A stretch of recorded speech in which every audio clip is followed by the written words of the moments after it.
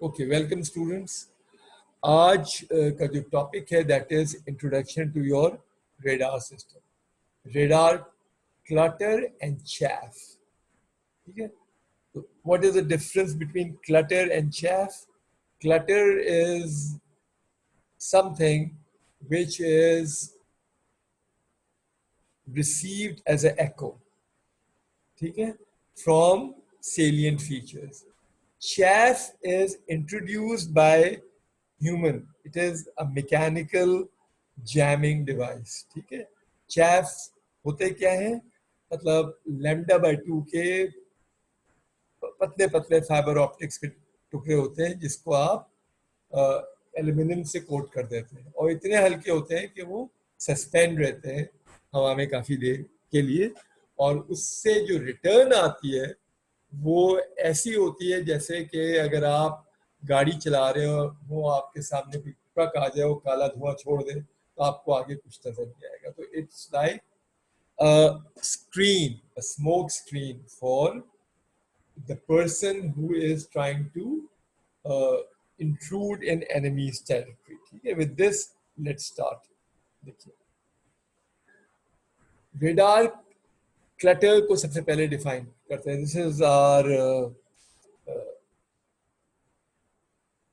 Generic diagram जो हम हर दफा दिखाते हैं, और ये अब हम जो डिस्कस कर रहे हैं हम ये वाला एरिया कर रहे हैं। ठीक है, यानी दिस इज ये आपकी बिल्डिंग्स हैं और ये आपका एक मूविंग टारगेट, इसका कोई क्रॉस सेक्शनल एरिया। तो इस जो ब्लू वाली चीज है, इस बिल्डिंग से भी you will have some return and you will have return from this target to, obviously this return will be much weaker and this return will be much stronger. So ये जो building से जो return आ रही है उसे हम क्या कहेंगे? Radar clutter. ठीक है, और जो सिग्नल आपका टारगेट से वापस आ रहा है that will be our signal. तो हमारा एम क्या है कि हम इस क्लटर में जिसकी इंटेंसिटी बहुत ज्यादा है और जो टारगेट है जो आपकी तरफ आ रहा है जिसकी इंटेंसिटी इस क्लटर के कंपैरिजन में बहुत कम है, लेकिन हम फिर भी इस बहुत सारे क्लटर नॉइस के अंदर अपने टारगेट को मतलब साइफन आउट कर लें या उसको डिटेक्ट कर लें या उसको निकाल लें। ठीक है, so that's the primary aim of knowing your enemy, and इस केस में हमारा एनिमी क्या है? क्लटर। ठीक है, why understand radar clutter? अब ये बेसिकली नेवल एयर डिफेंस के सिनारियो से बात कर रहे हैं, but this applies to air force too. ठीक है, देखिए, radar echo is composed of back scatter from the target of interest. Target of interest क्या है? वो हवाई जहाज या वो मिसाइल या वो पर्टिकुलर शिप जिसको आप एज अ टारगेट देखना चाह रहे हैं या डिटेक्ट करना चाह रहे हैं। ठीक है, देन रिसीवर नॉइज, आप इसको अवॉइड नहीं कर सकते बिकॉज अगर आपके पास कंपोनेंट्स होंगे तो रिसीवर नॉइज होगा। ठीक है, और इसको हम फॉल्स अलार्म रेट की फॉर्म में एक स्पेसिफिक थ्रेशोल्ड दे देंगे जिसको हम फ्लोर नॉइज कहते हैं। ठीक है, फिर एक एटमॉस्फेरिक नॉइज है, ये हमेशा नहीं होता, कभी होता है कभी नहीं होता। ठीक है, डिपेंड करता है कि आप किस जगह पे। ठीक है, कहीं ये ज्यादा होता है कहीं कम होता है। फिर इंटरफेरेंस, इंटरफेरेंस एक डेलिब्रेट इंटरफेरेंस होती है, एक इंटरफेरेंस डेलिब्रेट नहीं होती।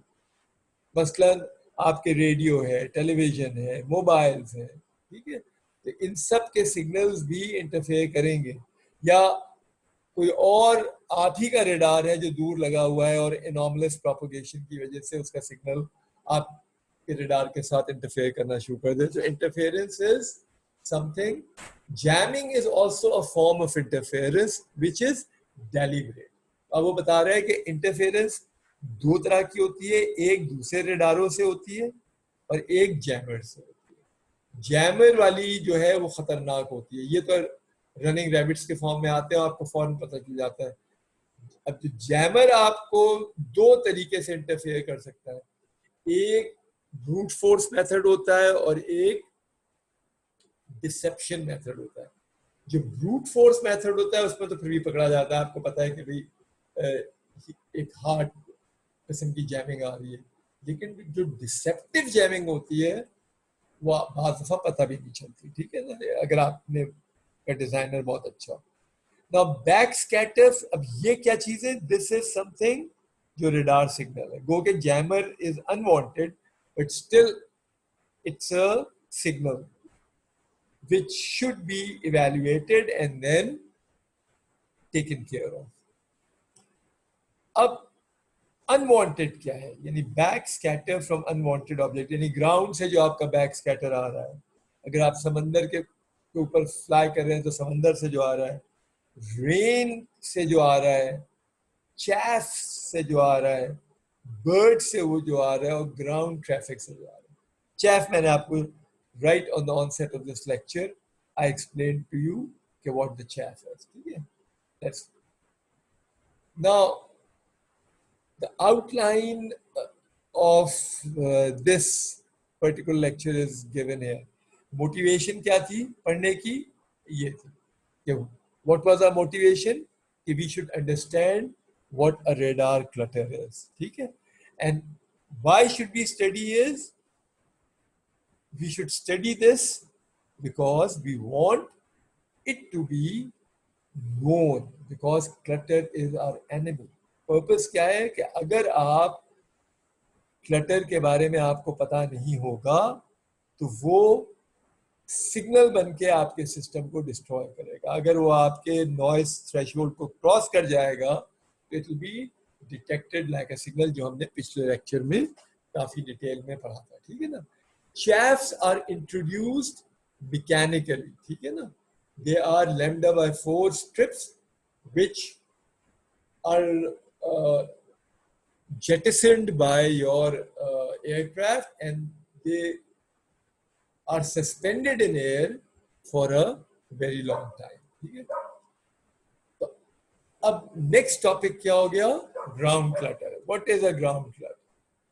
देखिए, mean value of back scatter from the ground clutter, very very large size relative to the aircraft. यानी अगर आप समझे कि आप इस्लामाबाद में और वहां जहाज फ्लाई कर रहा है, तो उस इस्लामाबाद के बैकग्राउंड में पूरी पहाड़ियां हैं, मरी की पहाड़ियां हैं, बागला हिल्स है। तो अब क्या होगा, मतलब जो रिटर्न, जो बैक स्कैटर उन पहाड़ियों से आएगा, उसका साइज हवाई जहाज के साइज से बहुत बड़ा होगा। Very large size relative to the aircraft, varies statistically, यानी frequency wise, spatial resolution wise, geometry wise, terrain type wise. तो ये आपका जो भी स्कैटर है ये चेंज होगा डिपेंडिंग के, यानी फ्रीक्वेंसी ऑफ ट्रांसमिशन क्या है, आपकी रेजोल्यूशन क्या है, उसकी ज्योमेट्री क्या है आपकी सिग्नल की, और किस टेरेन में आप फ्लाई कर रहे हैं, ये सारी चीजें मैटर करेंगी फॉर इवैल्यूएशन ऑफ क्लटर। और आपकी हेडिंग क्या है, this is attributes of ground clutter, ठीक है। तीसरी चीज क्या है, Doppler characteristic of the ground clutter return. innate Doppler spread small few knots, any mechanical scanning antennas and spreading to the clutter, ठीक है।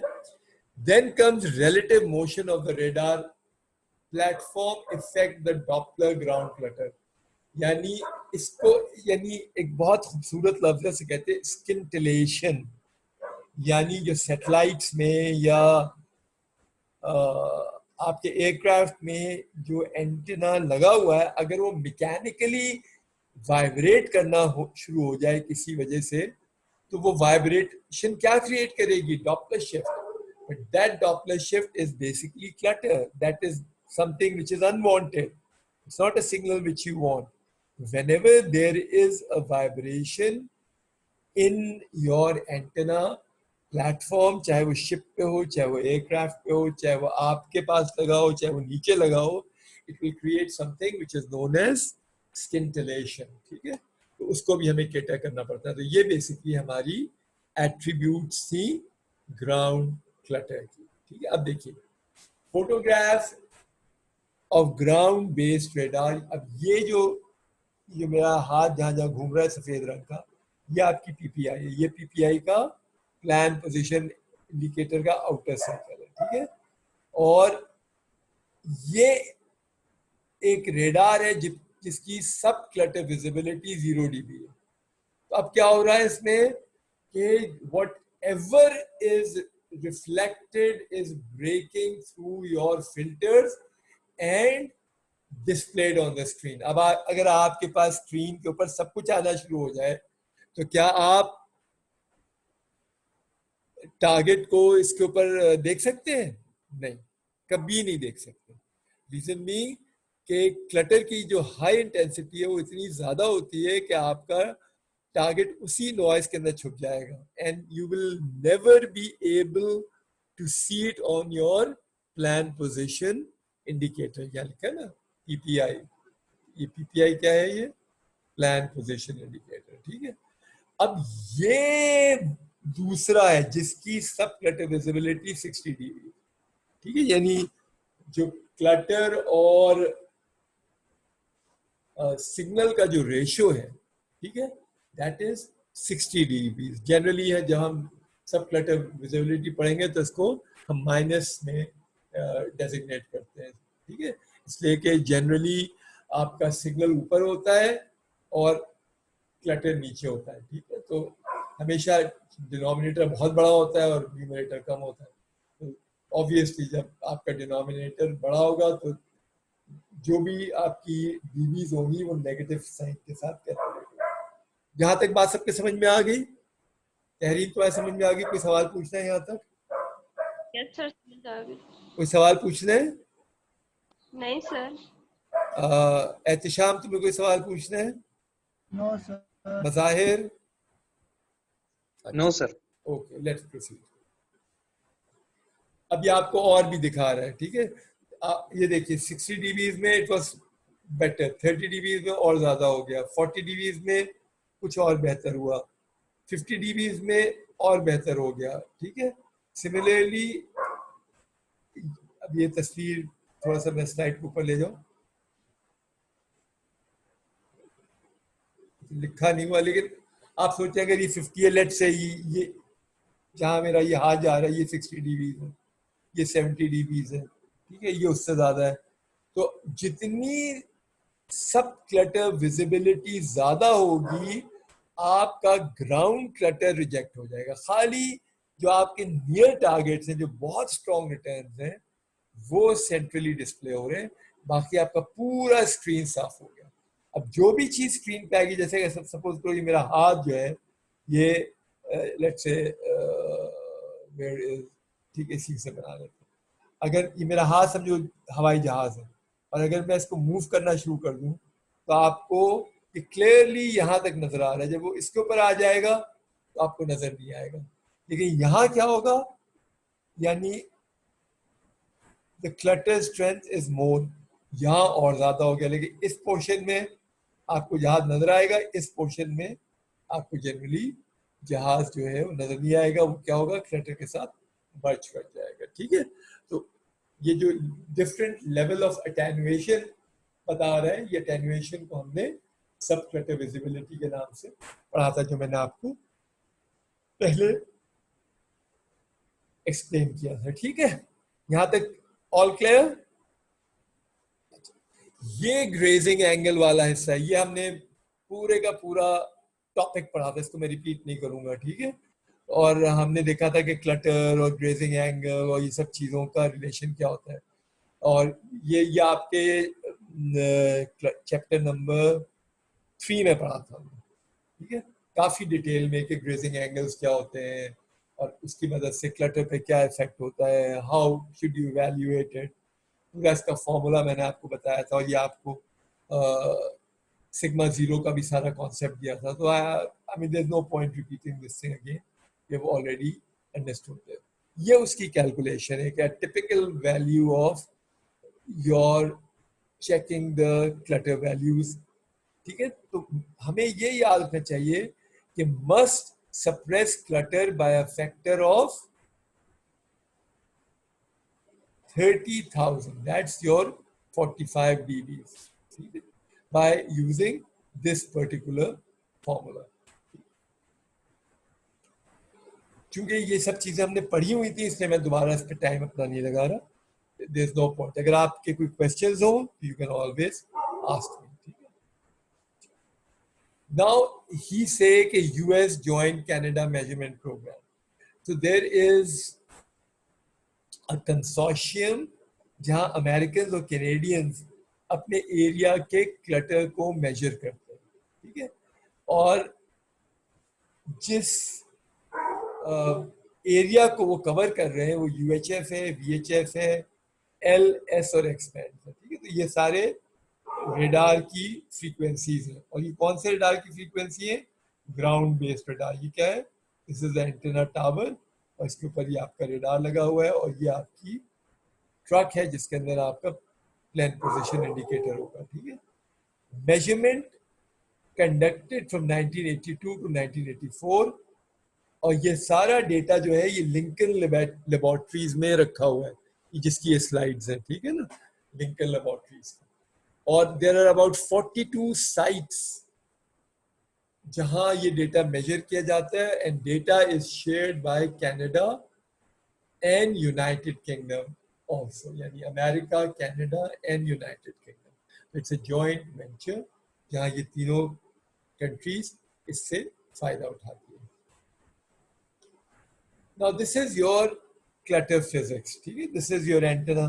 ठीक है, this is your tree, this is your angle of depression.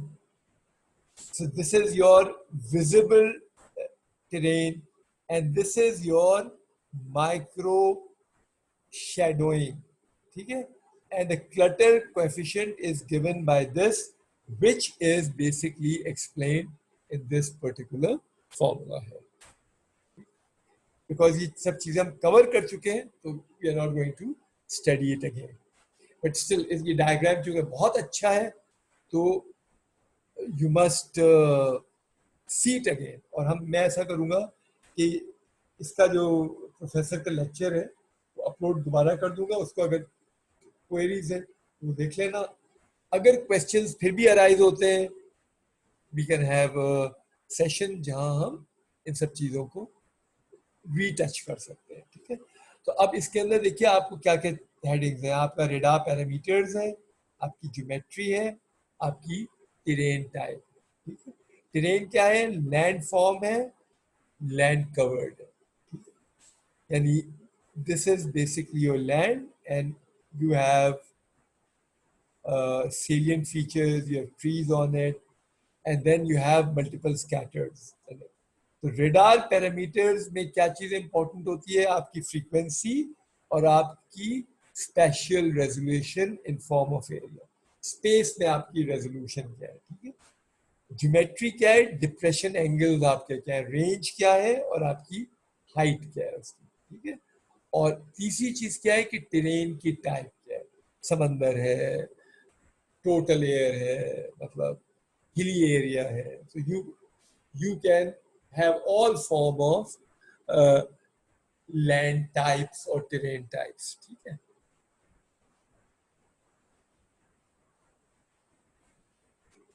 mean ground clutter strength versus frequency. So this particular diagram shows you frequency and mean value of sigma 0. ठीक है, sigma 0 आप लोग को याद भी है ये सब जो मैंने सिग्मा 0 और सारी चीजें, डिप्रेशन एंगल और स्कैटरिंग एंगल्स जो सब पढ़ाए थे, कि भूल गए? एहतिशाम, जी सर. ये सब चीजें जो मैंने आपको पढ़ाई थी, आप लोग को याद है कि यू हैव फॉरगॉटन दिस? नहीं सर, कुछ रिवाइंड करवा दें सर. एग्जैक्टली तो याद नहीं आ रहा. ये सारी चीजें, इसको तो बेटा मैंने बहुत डिटेल में पढ़ाया था. आई मीन दिस सरप्राइजेस भी आप लोग बिल्कुल नहीं पढ़ते, इसीलिए आगे की चीजों में आप बिल्कुल रह जाते हैं. This is your problem. अच्छा, हम ऐसा करते हैं कि इस पर्टिकुलर लेक्चर को हम इस स्लाइड के बाद रोक लेते हैं, ठीक है। और कल मैं ऐसा करूँगा कि वो वाला पोर्शन जो बेसिकली इन चीज़ों से रिलेटेड था, specially your scattering angle, clutter angle, ठीक है ना, depression angles, how we calculated, इससे कैसे पता चलेगा कि आप अपनी ट्रेन में किस चीज को एवेल्युएट करते हैं। जब हम देखो, ये हमने कहा 2-3 जगहों पे इस चीज को पढ़ा है, यानी एक तो जब हम क्लटर को एक्सप्लेन कर रहे थे, जब हमने पढ़ा था ये, दूसरा जब हम सिंक्रोनस और नॉन सिंक्रोनस एमटीआई को पढ़ रहे थे, ठीक है। तो हमने ये बताया था कि जब जो सिंक्रोनस एमटीआई होती है उसमें कोहेरेंट ऑसिलेटर इस्तेमाल होता है, और जब नॉन सिंक्रोनस एमटीआई यूज होती है तो उसके अंदर क्लटर को हम रेफरेंस बताते हैं। तो उसके लिए हमने सारी कैलकुलेशंस भी की थी। I think we have to cover all these features once again. अच्छा, इस पर्टिकुलर डायग्राम में आप देखिए, वो आपको फ्रीक्वेंसी वर्सेस सिग्मा जीरो बता रहा है, ठीक है। एंड ही टेल्स यू के फ्रीक्वेंसी जितनी कम होगी, आपकी mean value of sigma zero has a bigger range. आप देख रहे हैं आप, यानी right from -70 dB till 0 dB you have lot of values here, ठीक है। और देखिए यहाँ आपको बता रहा है कि अब इसमें रेंज रेजोल्यूशन भी अपना रोल प्ले कर रही है। यानी राइट, जब हमने स्टार्ट में यहाँ ये चीज पढ़ी थी, एट्रीब्यूट्स पढ़े थे इसके, हमने कहाँ पढ़े थे, ये एक मिनट है, एट्रीब्यूट्स सी क्लटर, ये एट्रीब्यूट्स पढ़े। तो हमने एग्जैक्टली इसमें हमने देखा था कि back scatter, receiver, atmospheric noise, ठीक है, ग्राउंड, सी, रेंज, चेफ, बर्ड, एक तो ये हमने पढ़ा था, ठीक है। और उसके बाद यहाँ हमने पढ़ा था कि इट वेरीज, यानी जो आपका mean value of back scatter है, बैक स्कैटर का मतलब कि जो चीज रिटर्न होके आपके पास आती है, ठीक है, उसमें फ्रीक्वेंसी, स्पेशल रेजोल्यूशन, ज्योमेट्री और टेरेन, ये 4 चीजें थी जो स्टैटिस्टिकली वेरी करती है, ठीक है। ये very statistically, what varies, your ground clutter very statistically because of frequency, because of special resolution, because of geometry and because of terrain type। ये 4 चीजें हैं जो आपके क्लटर को इफेक्ट करती है। और आप देखिए, जो हम आगे डायग्राम देखने जा रहे थे, इस डायग्राम में एग्जैक्टली यही 4 चीजें बताई गई हैं। वो 4 चीजें क्या हैं, ये देखिए, ये आपकी रेंज रेजोल्यूशन, ठीक है। और रेंज अब एक उसमें से एक फैक्टर उसने बताया खाली अभी, रेंज रेजोल्यूशन बताइए। रेंज रेजोल्यूशन में उसने horizontal and vertical polarization, horizontal and vertical polarization आपको, लेट्स से चैप्टर, सर हमारे लिए तो हॉरिजॉन्टल पोलराइजेशन काम की है ना? दोनों काम करती है। एक मिनट में दिखा देता हूँ। ये आपको नजर आ रहा है, ये जो अभी इस चीज सामने आई है, ये स्लाइड आपके सामने कोई स्लाइड आई है? जी जी। अच्छा ठीक है, बस मैं यही देख रहा हूँ।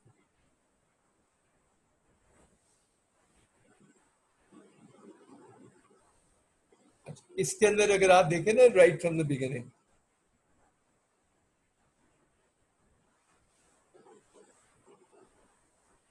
दो चीजें, ये उसे एंटेनास बताया आपको, and then he brought you to this place. तो पोलराइजेशन का मतलब ये है कि direction of your electrical vector, ठीक है, दिस इज योर पोलराइजेशन। और अगर लेट से मैं ये, जहां मेरा हाथ है, समझो कि एंटेना हमारा यूं जा रहा है, लेट्स सी, ये एनोटेशन काम कर रहा है आज के लिए, हाँ कर रहा है। मैं कह रहा हूं जो मेरा डायपोल है, एक यूं ही बहुत सीधी लाइन से बनती नहीं है, और दूसरा डायपोल जो है वो ये बन गई। गुड, ठीक है। तो ये सब सपोज करो कि डायपोल, इसको मैं दोबारा बनाता हूँ, कलर इसका चेंज कर लेता हूँ, कलर इसका रेड कर लेता हूँ, ठीक है।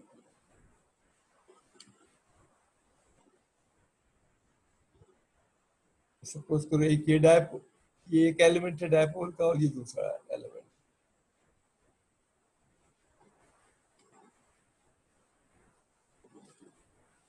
इसको भी थोड़ा सा बड़ा कर देता हूँ। ये मेरा डायपोल है, ठीक है। हमारे पास 10 मिनट रह गए। चलो, माउस और इसको मैं भगा दूँ। अब अगर आपका डायपोल इस तरह का है, तो ये वाली जो ब्राउन चीज है, दिस इज इलेक्ट्रिकल वेक्टर, और ये जो ब्लू चीज है ये क्या है, this is your horizontal vector. और ये मैग्नेटिक फील्ड है, ये इलेक्ट्रिकल फील्ड है। हमने क्या क्या कहा था कि पोलराइजेशन क्या है, direction of the electrical vector, ठीक है। सिमिलरली अगर लेट्स से ये आपका जो डायपोल इस तरह लगा होता,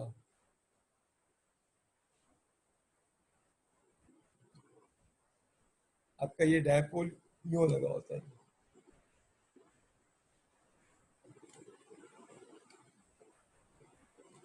ऐसे लगा होता, तो फिर क्या होता, ये वाला जो ब्लू लाइन है ये आपका इलेक्ट्रिकल वेक्टर बन जाता, और ये जो डेच लाइन है ये क्या हो जाती, ये आपका मैग्नेटिक वेक्टर हो जाता। तो इसे हम कहते हैं फिर हॉरिजेंटली पोलराइज्ड। और जो पहला वाला फीचर बताया था वो क्या था, that was your electrically polarized. ये बात समझ में आ गई। तो radar can be horizontally polarized, it can be vertical polarized, and it can be circularly polarized. देखिए ये चीज अगर आप इस पर्टिकुलर स्लाइड के हिसाब से देखें तो ये मैं आपको यहां दिखा देता हूँ, इट्स लाइक दिस,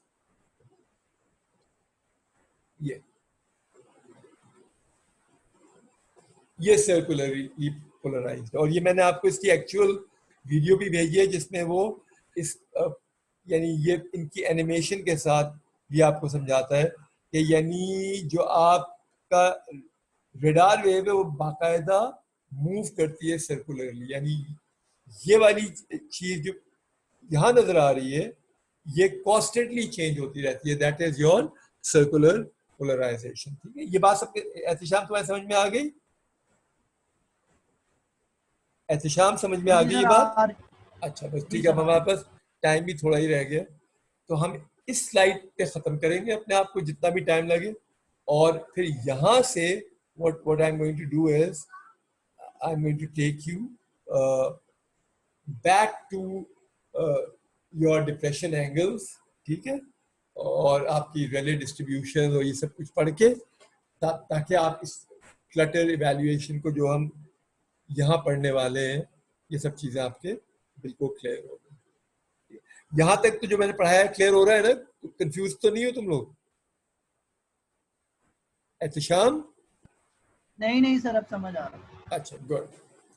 अब आप देखिए this is a particular diagram which is your frequency versus mean of cross sectional zero, ठीक है, इन डीबी की इंफॉर्मेशन है आपकी, ठीक है।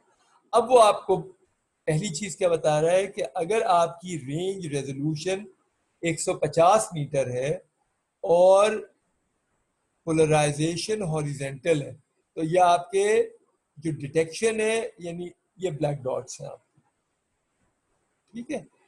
आपकी रेजोल्यूशन वही है लेकिन पोलराइजेशन वर्टिकल हो गई, तो अब यानी इस पर्टिकुलर VHF फ्रीक्वेंसीज पे ये रेड वाली चीज आ गई, यानी आपकी रेंज थोड़ी सी बढ़ गई ऑन दिस साइड, ठीक है। सिमिलरली अगर आपकी रेजोल्यूशन 15 to 36 है तो और हॉरिजेंटली पोलराइज्ड है, तो ये ब्लू वाली चीज आ गई, सॉरी इस जगह पे देखो यहाँ ब्लू वाली चीज आ गई, ठीक। और अगर 15 to 36 है और वर्टिकल पोलराइजेशन है तो ये ग्रीन वाली आपकी डिटेक्शन होगी। सिमिलरली आप फ्रीक्वेंसी बदल लेंगे तो आप देखिए आपका जो डिटेक्शन है उसका स्पेक्ट्रम कम हो जाएगा, यानी उसकी रेंज कम हो जाएगी.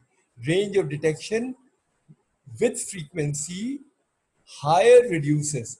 आप एल बैंड में आ जाएंगे, रेंज आपकी और कम होगी. यानी यूएचएफ में जो चीजें डिटेक्ट हो रही है वो वीएचएफ का सबसेट है, और जो एल बैंड में वो इन दोनों का सबसेट है. एस बैंड में उससे भी कम हो गई, और एक्स बैंड में और कम हो गई. तो इससे आपको क्या पता चला इससे? और ये उन्होंने जो ये टोटल एनालिसिस है, ये जो रिजल्ट्स हैं, ये कितनी साइट्स पे किए हैं? 36 साइट्स. ठीक है. सो इससे हमें the thing which we are learning from this is कि कितना टाइम रह गया मेरे लिए? हाँ, बस 4 मिनट रह गया. इस पर्टिकुलर चीज से आप क्या सीख रहे हो? इससे आप ये सीख रहे हैं कि जब भी आपको एक नैरो एरिया में देखना है और आप चाहते हैं कि नॉइज आपको ज्यादा डिस्टर्ब ना करे, तो आप अपने फ्रीक्वेंसी बैंड को इंक्रीज करें, and you will get a concentrated information here. ठीक है. तो आप यहाँ देखिए, यहाँ ग्रीन, रेड, ब्लैक और ब्लू तकरीबन सभी आ रहे हैं इन अ नैरो बैंड. ठीक है. लेकिन अगर आप एक ज्यादा रेंज को कवर करना चाह रहे हैं, यानी लेट्स से फ्रॉम -70 टू -10, आप पूरे एरिया बल्कि 0 तक कवर करना चाह रहे हैं, तो हैव लो फ्रीक्वेंसीज. रिमेंबर कि हाई फ्रीक्वेंसीज में अटेन्युएशन ज्यादा होती है, लो फ्रीक्वेंसीज में अटेन्युएशन कम होती है. So while you are designing an antenna, you should know कि व्हाट इज द पर्पस, और हमेशा पर्पस को देख के डिजाइन किया जाता है. अगर आपका पर्पस खाली स्कैनिंग करना है, ठीक है, so I think VHF will be okay. यानी आप किसी भी किस्म की पोलराइजेशन होगी, यानी हॉरिजॉन्टल, वर्टिकल, और आपकी रेजोल्यूशन कम या ज़्यादा, 150 जाहिर बात है ज़्यादा है, और ये बहुत अच्छी रेजोल्यूशन है. चाहे आप कम वाली रेजोल्यूशन पे हो, चाहे आप ज़्यादा वाली रेजोल्यूशन पे हो, चाहे आप हॉरिजॉन्टली पोलराइज्ड हो, चाहे आप वर्टिकली पोलराइज्ड हो, at a lower frequency you cover a greater range of cross-sectional area of a radar. ठीक है. अगर अच्छा, मैं एक काम करता हूँ, 15 मिनट के बाद एक छोटा सा क्विज लेता हूँ. ठीक है. और उसमें क्रॉस सेक्शनल एरिया से रिलेटेड आपसे एक सवाल पूछता हूँ. ठीक है. और अभी एक सवाल पूछता हूँ, उसका जवाब मैं देखना चाह रहा हूँ कि आप दे सकते हैं. इस स्लाइड का, यानी इस लेक्चर का अगर आप देखें, तो इस लेक्चर का मेन टॉपिक क्या है? रेडार क्लटर एंड चैफ, है ना. तो जब ये इसका टॉपिक है, तो इस पर्टिकुलर डायग्राम में या फिगर में जो आपको नजर आ रहा है, why is he showing frequency versus sigma? Mazahir Ali इसका जवाब दे सकते हो? एहतिशाम? सर हम लोगों के पास क्रॉस सेक्शन जो होता है, रेडार क्रॉस सेक्शन, जो यहाँ पे सिग्मा इसने शो किया हुआ है, जैसे जैसे हम फ्रीक्वेंसीज बढ़ाते जा रहे हैं तो हमारे पास जो छोटी छोटी चीज़ें हैं वो नज़र आना बंद हो जाती है. जैसे हम लोग फ्रीक्वेंसी हायर पे जाते हैं तो हमारे पास चीज़ें कॉन्सेंट्रेटेड होती जाती हैं. नहीं, और हमारे ठीक है सर सिग्मा से रिलेट क्रॉस सेक्शन की वजह से कर रहे हैं ना. जवाब दोनों का गलत नहीं है. मैं जो पूछ रहा था कि दिस इज द टॉपिक. ठीक है. तो why we are using this, ये क्या चीज है? ये आपका रेडार क्रॉस सेक्शनल एरिया है, सही है कि नहीं? तो क्लटर क्या होता है? Clutter is also a return. Unwanted. हाँ, लेकिन होती तो रेडार रिटर्न है ना. तो this is something which you want. तो आप बेसिकली जो क्रॉस सेक्शनल, सर हम लोगों के पास फ्रीक्वेंसी इसलिए यूज करते हैं कि जो टारगेट होता है वो तो मूविंग होता है ना, तो हम लोग तो डॉपलर फ्रीक्वेंसी से निकालते हैं, इसलिए करते हैं फ्रीक्वेंसी। एग्जैक्टली लेकिन अगर आप उस रेशियो से ज्यादा क्या कहते हैं डिविएट कर जाएंगे तो ऑब्वियसली क्या कहते हैं आपका जो मूविंग टारगेट है वो आपके पास नहीं आएगा, ठीक है। But anyway this is a very beautiful depiction, ठीक है। और इसका एक जवाब मेरे जहन में आ रहा है, लेकिन 1 मिनट हो गया, मैं तुम्हें जस्ट 1 मिनट के लिए आ जाना, ठीक है। Just come back on the same ID, just ज़्यादा नहीं लूंगा, 2 से 3 मिनट, एक चीज बताऊंगा और फिर आगे।